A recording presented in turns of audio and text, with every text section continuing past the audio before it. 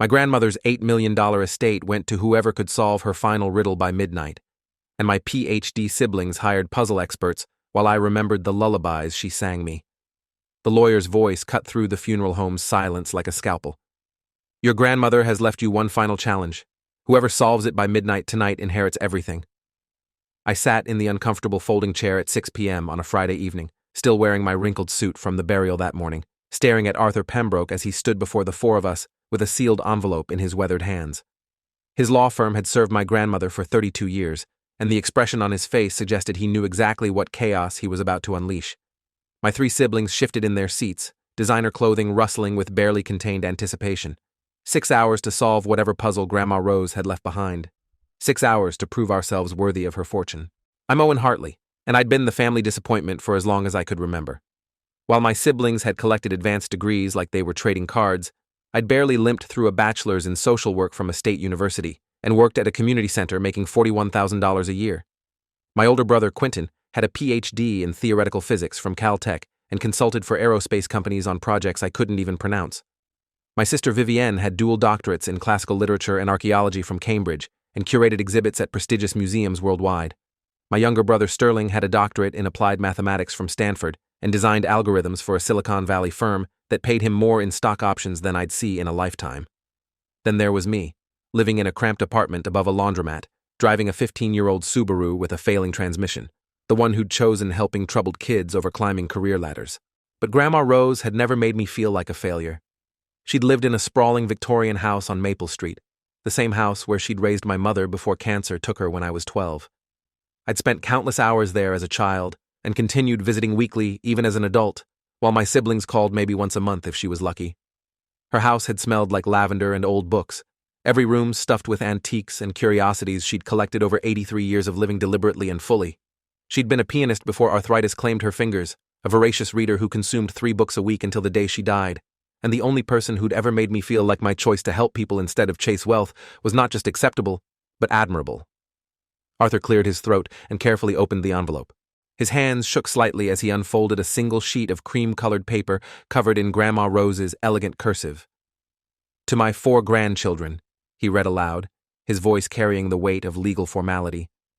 You've gathered to learn the disposition of my estate, valued at approximately $8.3 million, including the house, investments, and various collections. I could have divided it equally, but I've chosen a different path. I've created a riddle. The first person to solve it correctly and present the answer to Arthur before midnight tonight will inherit everything. The others will receive nothing. Arthur paused and looked up at us over his reading glasses. She was very specific about the midnight deadline, not a minute later. Quentin leaned forward, his expression already calculating. What's the riddle? Vivian had her phone out, fingers poised to take notes. Sterling was recording on his device, always thinking 3 moves ahead. I just sat there feeling the familiar weight of being the stupid one, the slow one, the one who wouldn't understand the intellectual puzzle our brilliant grandmother had crafted. Arthur read from the paper again. Here is the riddle. Find the place where broken hearts go to heal, where silver moonlight touches forgotten dreams, where 3 keys unlock what was always whole, where the answer sings itself to sleep every night at 8:15. That's all she wrote. No additional clues, no hints, no explanation. The room erupted with simultaneous questions. Quentin demanded to know if there were any supporting documents or additional materials. Vivian asked if the riddle's language suggested classical references or literary allusions. Sterling wanted to know if there were any physical objects we should examine or if this was purely linguistic. Arthur raised his hand for silence and continued reading. She included one additional instruction. You must work individually. No teams, no collaboration. Any evidence of sharing information or working together results in immediate disqualification for all parties involved. You may hire outside expertise if you choose, but the final answer must be your own deduction. I felt my stomach drop. Hire outside expertise. My siblings could afford to bring in puzzle experts, literary scholars, cryptographers, anyone they needed. I could barely afford my rent. This wasn't just a competition of intellect, it was a competition of resources, and I'd lost before we even started. Quentin was already texting someone, his thumbs flying across his phone screen. Vivienne had opened her laptop and started searching for something. Sterling was making a call, walking toward the corner of the room for privacy. They were deploying their advantages immediately, calling in favors from their prestigious networks.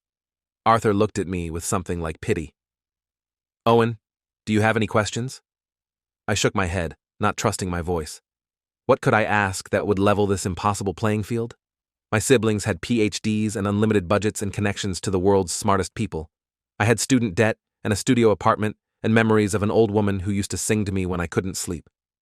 Arthur handed each of us a copy of the riddle printed on the same cream-colored paper. The countdown begins now. It's 6:14 p.m. You have until midnight. Good luck to all of you. We left the funeral home in a rush, my siblings practically running to their rental cars. Quentin had rented a Mercedes and was already on a conference call with someone as he drove away. Vivian climbed into her Audi and sped off toward downtown, where I assumed she'd access university databases and contact her academic colleagues. Sterling's Tesla disappeared in the opposite direction, probably heading to a coffee shop with high-speed internet, where he could deploy whatever computational resources he had at his disposal.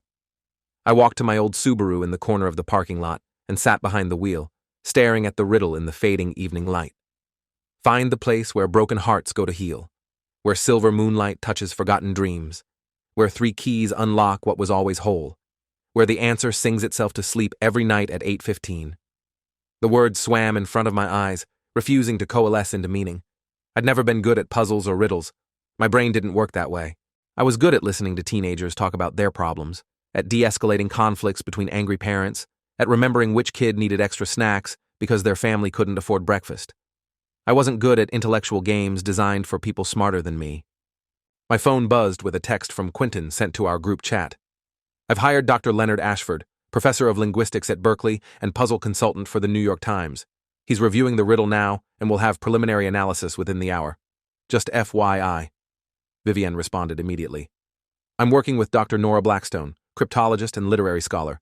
She's worked with the Smithsonian on historical code breaking. Already making progress. Sterling's message came 30 seconds later. Contracted with Enigma Solutions, the firm that designs escape rooms for Fortune 500 companies. Their algorithm team is running pattern analysis. Should have results by 8 p.m. I stared at the messages and felt something close to despair. They were treating this like a business problem, throwing money and expertise at it until it broke open and revealed its secrets. I had none of those resources. I had $53 in my checking account until payday next week, and no connections to puzzle experts or cryptologists or algorithm teams. I sat in my car in the funeral home parking lot as the sun set, reading the riddle over and over, trying to find some foothold my brain could grip. Around 7:30 p.m., I drove to Grandma Rose's house. I wasn't sure why exactly. Maybe I thought being in her space would help me think. Maybe I just wanted to feel close to her one more time before midnight came, and I lost the riddle, and the inheritance went to whichever sibling's hired expert cracked the code first. The Victorian stood dark and empty, its windows reflecting the streetlights like hollow eyes. Arthur had given me a key weeks ago when Grandma Rose went into hospice, asking me to check on the place and collect the mail. I let myself in through the front door and stood in the familiar entryway, breathing in the faint scent of lavender that still lingered. The house felt wrong without her. Too quiet. Too still. I walked through the rooms turning on lights, not wanting to sit in the darkness with my inadequacy. The living room with its grand piano that Grandma Rose hadn't played in years. The library with floor-to-ceiling bookshelves containing thousands of volumes she'd accumulated over a lifetime. The dining room where we'd shared countless meals. The kitchen where she'd taught me to make her famous lemon bars when I was 10. Each room held memories that made my chest ache with loss. I found myself climbing the stairs to the second floor, my feet carrying me to her bedroom at the end of the hall. The room was exactly as she'd left it. The bed made with her favorite quilt, her nightstand holding a stack of books she'd never finish, her reading glasses folded on top. I sat on the edge of her bed and felt tears burning in my eyes. She'd been the one person in my family who'd never made me feel like I needed to be someone different, someone smarter, or more successful, or more impressive. She'd loved me exactly as I was, the grandson who brought her groceries every week and sat with her on Sunday afternoons watching old movies. My phone buzzed with another group text from Quentin. Dr. Ashford believes broken hearts go to heal is a reference to a physical location, possibly a hospital or therapy center. He's researching facilities Grandma Rose may have been connected to. Also analyzing 815 as a potential coordinate or numerical code.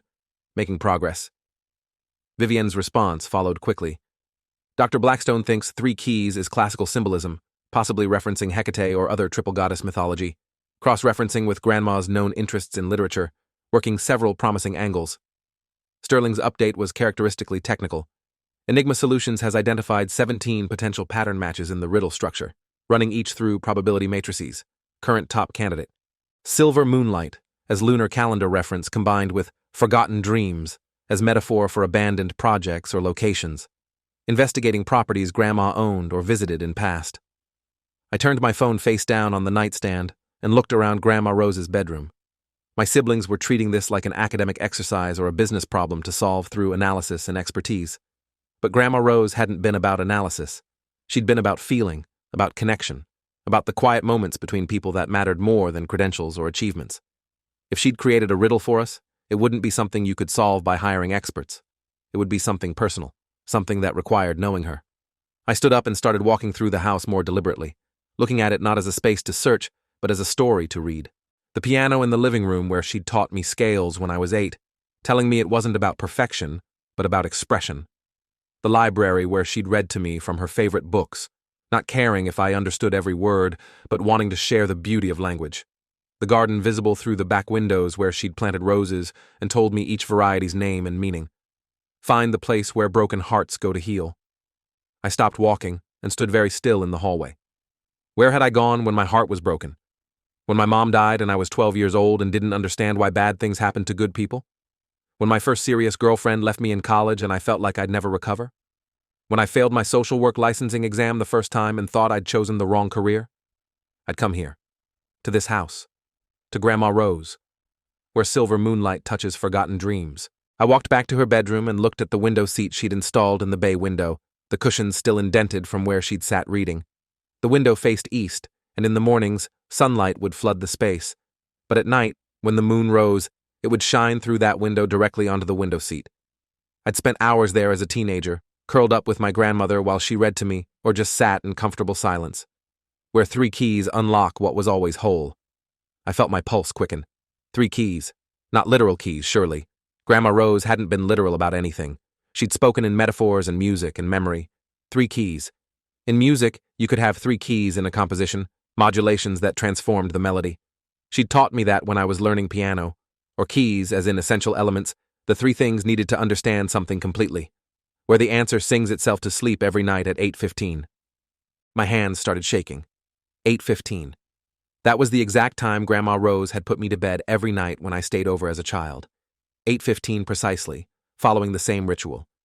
We'd go to her bedroom, sit on the window seat, and she'd sing to me. Lullabies. The same 3 lullabies every single night for years. I practically ran back to her bedroom and sat on the window seat, my heart pounding so hard I could feel it in my throat. The 3 keys. The 3 lullabies she'd sung to me at 8:15 every night. Hush Little Baby, Brahms' Lullaby, and Twinkle Twinkle Little Star.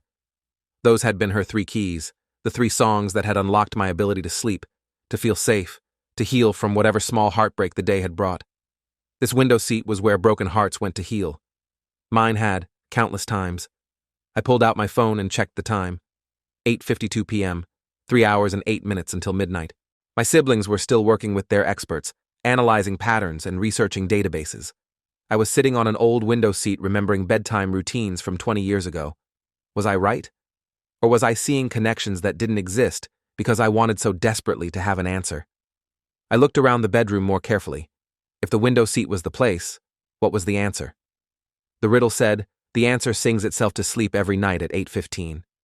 The answer was something that sang, the lullabies themselves. But that seemed too simple.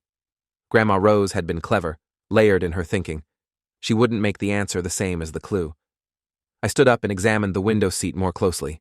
The cushions were old, covered in faded floral fabric that Grandma Rose had probably chosen decades ago. I lifted one of the cushions and found only the wooden base beneath, smooth and unmarked.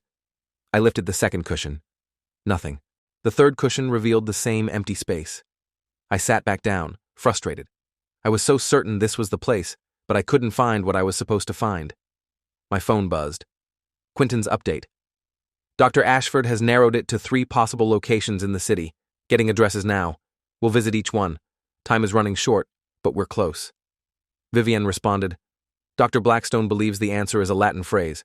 Currently researching Grandma's academic papers and letters for classical references. High confidence in this approach. Sterling added, Enigma solutions narrowed to 2 primary solutions. Running final verification now. We'll have definitive answer by 10 p.m. I looked at the time again. 9:17 p.m. 2 hours and 43 minutes remaining. My siblings were confident, backed by expertise and methodology. I was sitting on a window seat remembering lullabies, no closer to an actual answer than I'd been 3 hours ago. Maybe I was wrong. Maybe the riddle required the kind of analytical thinking my siblings excelled at, and I was just indulging in nostalgic nonsense because I couldn't compete on their level. But I couldn't shake the feeling that I was close to something. The window seat had to be significant. Grandma Rose had spent the last 2 years of her life mostly confined to her bedroom, and she'd sat on this window seat every day reading, watching the street, existing in the space where she'd comforted me so many times. What had she been thinking about? What had mattered to her at the end? I ran my hands along the wooden frame of the window seat, feeling for anything unusual. The wood was smooth, aged, probably original to the house. I reached underneath the frame and felt along the underside. Nothing. I was about to give up when my fingers brushed against something different from the wood. Paper. Something taped to the underside of the seat frame. My heart nearly stopped. I got down on my knees and looked under the frame with my phone's flashlight. There was an envelope taped to the underside, yellowed with age, with my name written across it in Grandma Rose's handwriting. To Owen, the one who listened. My hands shook so badly I could barely peel the tape away. The envelope came free, and I sat back on the floor, holding it like it might disappear if I breathed wrong. Inside was a single sheet of paper and a small brass key. The letter was dated 3 months ago, when Grandma Rose's health had started its final decline. I read it with tears streaming down my face. My dearest Owen, if you're reading this, you've remembered what your siblings have forgotten. You've come to the place where I gave you comfort, where we sat together while I sang you to sleep. You've remembered that the most valuable things in life aren't solved with intelligence or money, but with love and attention and presence. Your siblings are brilliant, and I'm proud of them. But they forgot how to see with their hearts. They forgot that some questions can't be answered by experts or algorithms, only by people who were there, who paid attention, who cared enough to remember. The brass key opens the bottom drawer of my desk in the library. Inside, you'll find the documents Arthur needs to transfer everything to you. But more importantly, you'll find letters I've written explaining why I made this choice. You were the one who visited, who called, who sat with an old woman and made her feel valued in her final years. You chose a life of service over a life of achievement, and that's the legacy I want to reward. Take care of the house, my dear boy. Fill it with the same love and music and warmth you brought to my life. All my love, Grandma Rose. I sat on the floor of her bedroom sobbing, clutching the letter and the key. The answer wasn't a phrase or a location or a code. The answer was me. I was what sang myself to sleep every night at 8:15, the child who'd needed those lullabies, who'd sat in that specific spot receiving comfort and love. The riddle had been designed so that only someone who'd been there, who'd lived those moments, could solve it. I checked my phone. 9:41 p.m. 2 hours and 19 minutes until midnight. I needed to get the documents from the desk and call Arthur, but first, I needed to stop crying long enough to stand up. My phone buzzed with messages from my siblings, each one confident they were close to the answer, each one supported by experts who'd never met Grandma Rose, who'd never sat with her, who'd never been sung to sleep at 8:15. I made my way downstairs to the library, unlocked the bottom drawer of her massive oak desk with the brass key, and found a leather portfolio containing the estate transfer documents, all prepared and notarized, waiting only for Arthur's verification. There were also 3 letters addressed to Quentin, Vivian, and Sterling. I didn't open them, but I could guess what they said. Explanations. Apologies, maybe. Hopes that they'd understand why she'd chosen the way she had. I called Arthur Pembroke's cell phone. He answered on the second ring. Owen? I could hear the surprise in his voice. Yes. I solved the riddle. Can you come to Grandma Rose's house? I have the documents she wanted you to verify. There was a pause. You're certain? I looked at the portfolio in my hands, at the letter still clutched against my chest. I'm certain. The answer was the window seat in her bedroom, the place where she sang me to sleep. The answer was, it was me. The memories she gave me. Arthur's voice softened. I'll be there in 15 minutes. Don't contact your siblings yet. Let me verify everything first according to the will's instructions. I agreed and hung up, then sat in the library surrounded by Grandma Rose's books, waiting for Arthur to arrive and make this official. My phone kept buzzing with updates from my siblings, each one getting more frantic as midnight approached, and their experts failed to produce the definitive answer. Arthur arrived at 10:08 p.m. with his assistant, a younger lawyer named Jeffrey Winters, who'd been with the firm for 6 years. They examined the documents, had me walk them through how I'd found the envelope and solved the riddle, checked the brass key against Arthur's own records. Everything matched perfectly. Arthur nodded slowly and made notes in his leather-bound notebook. Your grandmother was very specific about this. Once I verified that someone had legitimately solved the riddle and retrieved these documents, I was to immediately contact the other parties and inform them the challenge was complete. Jeffrey looked at me with something like wonder. How did you know to look there? We had a pool going in the office about which of you would win. I had my money on your brother Quentin. I smiled despite myself. Quentin's brilliant, but he hired an expert who never met our grandmother. I remembered being a kid who couldn't sleep, and an old woman who loved me enough to sing the same songs every night at the same time for years. That's not something you can hire an expert to remember for you.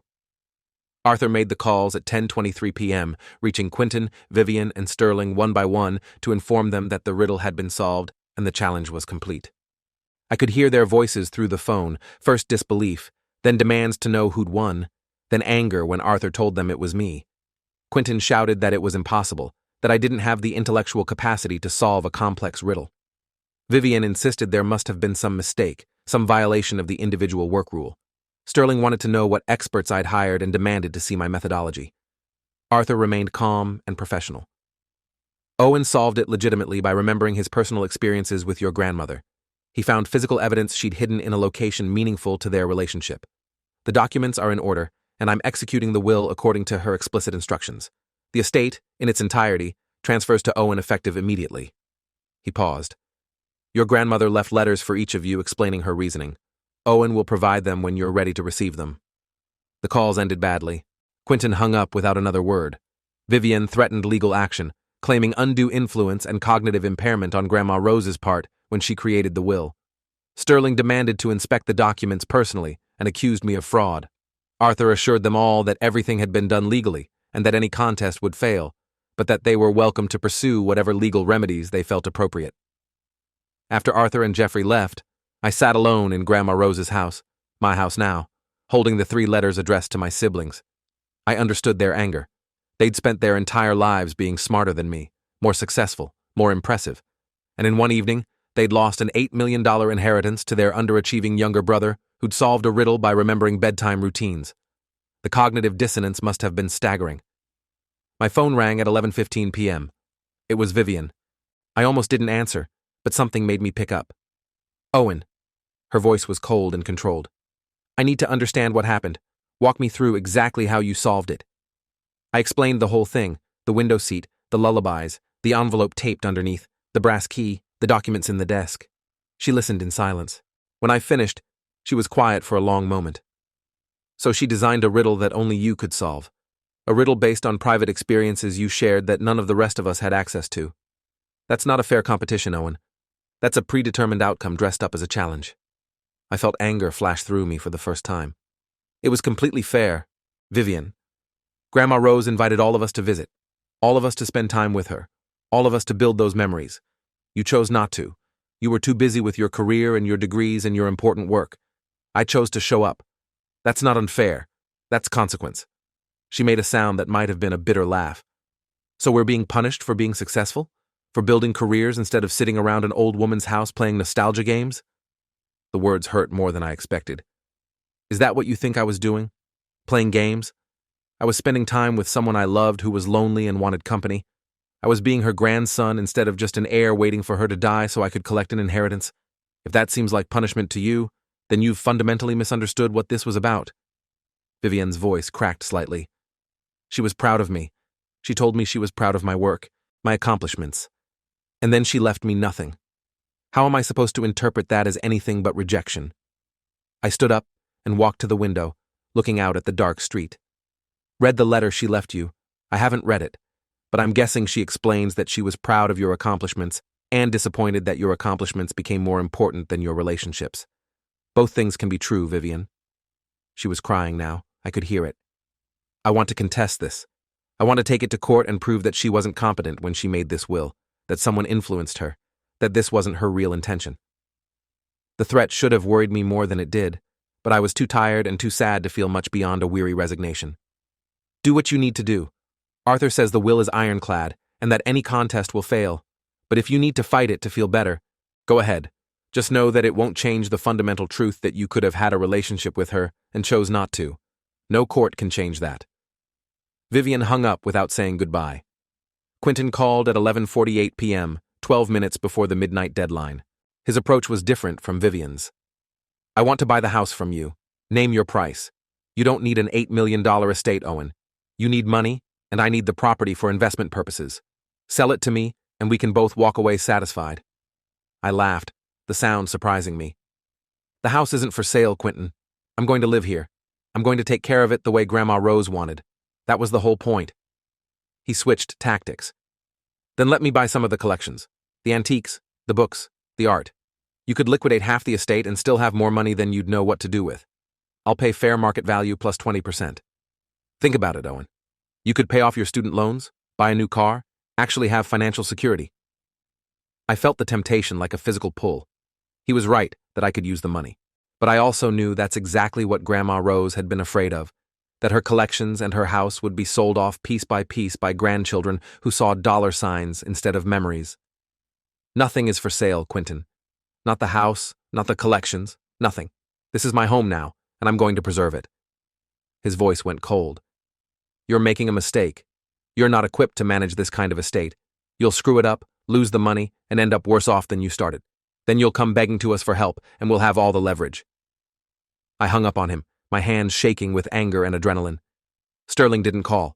He sent a legal letter at 11:59 p.m., 1 minute before midnight, from an attorney threatening to contest the will on grounds of testamentary capacity, undue influence, and procedural irregularities. The letter demanded I preserve all documents and refrain from selling or transferring any assets pending legal resolution. It was CC'd to Arthur Pembroke, who called me 30 seconds after midnight to assure me the threats were baseless and that we'd deal with any legal challenges as they arose. I spent my first night in my inheritance sleeping in Grandma Rose's bedroom, on her bed, looking out at the silver moonlight touching the window seat where my broken childhood heart had gone to heal so many times. I thought about my siblings in their hotel rooms, angry and confused about how their stupid younger brother had beaten them at an intellectual challenge. I thought about the experts they'd hired, the Dr. Ashfords and Dr. Blackstones and Enigma Solutions teams, all applying sophisticated analysis to a riddle that required only memory and love. The legal contest lasted 3 months. Vivian, Quentin, and Sterling hired a firm called Blackwell and Associates that specialized in will contests. Their lead attorney was named Margaret Frost, a woman with 26 years of experience and a reputation for aggressive litigation. They deposed me for 8 hours, asking detailed questions about my relationship with Grandma Rose, about how often I visited, about whether she'd ever mentioned the will or the riddle, about whether I'd influenced her decisions in any way. I answered every question honestly. Yes, I visited weekly.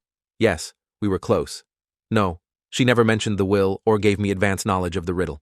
No, I never asked her for money or tried to influence her estate planning. I just loved her, and she loved me back. Margaret Frost tried to make that sound sinister, like affection was a form of manipulation. Arthur's associate Jeffrey Winters represented me and objected repeatedly, but I could see the frustration in Margaret's eyes. I didn't have anything to hide because I hadn't done anything wrong. They brought in an expert witness, Dr. Philip Ashworth, a geriatric psychiatrist with credentials from Johns Hopkins who specialized in testamentary capacity evaluations. He reviewed Grandma Rose's medical records and testified that she'd been on medications that could affect judgment in her final months.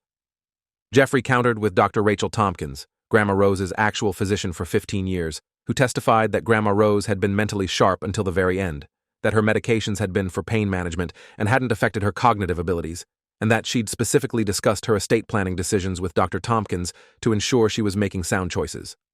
The judge was a woman named Catherine Bellamy, who'd been on the bench for 19 years. She heard 3 days of testimony, reviewed boxes of evidence, and took the matter under advisement for 2 weeks. When she issued her ruling, it was comprehensive and scathing. She found that Grandma Rose had been fully competent when creating the will, that there was no evidence of undue influence, that the riddle challenge had been legitimate and fairly constructed, and that my siblings' real complaint was not about legal irregularities, but about losing to someone they considered inferior. Judge Bellamy's written opinion included a passage that Arthur read to me over the phone. The contestants who lost this challenge did so not because of unfair advantage, but because they failed to maintain meaningful relationships with the decedent. They hired experts to solve a puzzle that required personal knowledge, demonstrating the exact tendency toward transactional relationships that the decedent apparently wished to discourage. This court will not reward that approach by invalidating a carefully constructed and legally sound testamentary instrument. The legal fees for defending the contest cost about $85,000, paid out of the estate. My siblings' legal fees were presumably even higher, paid out of their own pockets. Quentin, Vivian, and Sterling received the letters Grandma Rose had written to them, delivered by Arthur after the legal contest concluded. I never learned what those letters said, but Vivian called me a week after receiving hers, her voice small and defeated. She wasn't cruel in the letter. That somehow makes it worse. She explained that she loved me but was sad that I'd chosen achievement over connection. She said she hoped the riddle would teach me something about what matters in life. I don't know if it has, Owen. I'm just angry and hurt, and I don't know how to process this. I invited her to visit the house, to come sit in Grandma Rose's library and talk if she wanted to. She declined, but said maybe someday. Quentin never acknowledged his letter. Sterling sent me a brief email 6 months after the contest, saying he'd read Grandma's letter multiple times and was starting to understand her perspective, though he still disagreed with her methods. It was the closest any of them came to reconciliation. I lived in the Victorian house and worked on transforming it into something that honored Grandma Rose's memory while also serving others. I quit my job at the community center and started a nonprofit organization called the Rose House, providing free therapy and support services for at-risk youth. I used the house itself as the program center, filling the rooms with counselors and art supplies and music therapy equipment. The grand piano got tuned and played again by kids learning to express themselves through music. I kept Grandma Rose's bedroom exactly as it was, including the window seat where I'd solved her riddle. Sometimes I sat there in the evenings when the silver moonlight came through the window, and I'd think about lullabies and broken hearts, and the old woman who'd taught me that presence was more valuable than achievement. The estate generated enough income from carefully managed investments that I could run the Rose House without charging fees, serving hundreds of kids who needed exactly what Grandma Rose had given me, a place where broken hearts could go to heal. 3 years after solving the riddle, I was cleaning out one of the upstairs closets and found a box of old cassette tapes labeled in Grandma Rose's handwriting. I set up her ancient cassette player, the one she'd kept in her bedroom for decades, and pressed play on the first tape. Her voice filled the room, younger than I'd ever known her, singing the 3 lullabies she'd sung to me at 8:15 every night. Hush Little Baby, Brahms' Lullaby, and Twinkle Twinkle Little Star. She'd recorded them at some point, preserving the exact versions she'd sung, the way her voice would catch on certain notes, the gentle rhythm that had put a broken-hearted child to sleep so many times. I sat on the floor crying, listening to my grandmother sing to me one more time. The answer had been singing itself to sleep every night at 8:15, and here it was again, her voice reaching across death to remind me that some kinds of wealth couldn't be measured in dollars. Some inheritances couldn't be divided equally among heirs. Some riddles could only be solved by people who'd been paying attention all along, who'd valued the moments over the achievements, who'd understood that love was the only thing worth accumulating. My siblings had hired experts and deployed algorithms and searched databases, trying to crack a code that wasn't really a code at all. It was just memory. It was just a grandmother asking which of her grandchildren had loved her enough to remember the small, quiet ways she'd shown them love. I'd been that grandchild not because I was smarter or better, but because I'd showed up. Week after week, year after year, I'd sat with her and let her sing to me, not knowing those songs would someday be worth $8 million, not knowing that paying attention would be the most valuable skill I'd ever develop. The house still stood on Maple Street, filled now with the voices of children learning that their broken hearts could heal, that someone cared enough to sing them to sleep. That presence mattered more than credentials. Grandma Rose had left me more than an estate. She'd left me a legacy of care, a model of what it meant to value people over achievement. And every night at 8:15, somewhere in the Rose House, a counselor was sitting with a troubled child, maybe singing a lullaby, maybe just being present, continuing the work Grandma Rose had started when she first sang me to sleep on that window seat in the silver moonlight. Thanks for watching till the end. Make sure to subscribe and like to not miss the next story.